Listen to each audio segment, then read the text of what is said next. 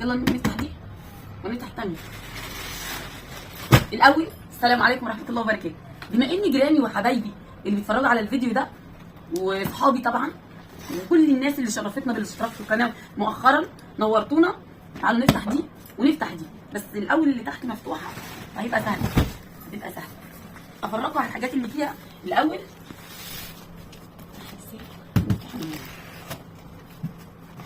بسم الله بسم الله. ادي اول حاجه.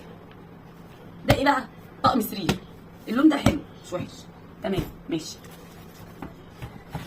اللون ده برضه حلو بس لا ده احلى. بحب الالوان اللي على فاتح اكتر من الالوان الغامقه في السراير. واو ده بقى حلو قوي. بصوا ده، بحب الالوان الفاتحه، الفاتحه احلى. طبعا احنا سودينا من البحر بقينا بقاقه دسم. يلا الحمد لله.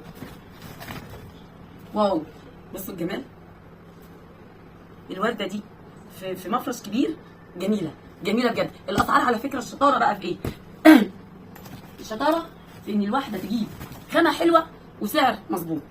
بصوا ده حلو مش وحش. يبقى كده انا عن نفسي اللي عاجبني الثلاثه دول، فواتح دول رائع. ده جميل بجد، اللون ده تحفه.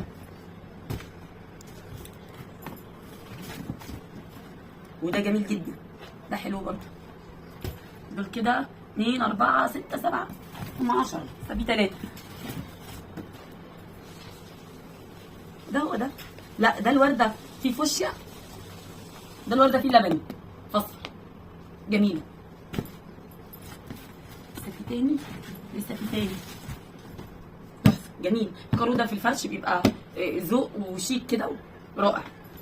كده كام؟ 2 4 6 8، لسه في واحد جوه.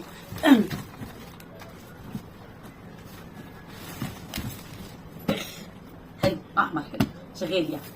الشطاره بقى زي ما قلت لك ان انت تجيبي سعر كويس وتجيبي خامه كويسه تستحمل الغسيل وتستحمل العيال وتستحمل الفرش يعني.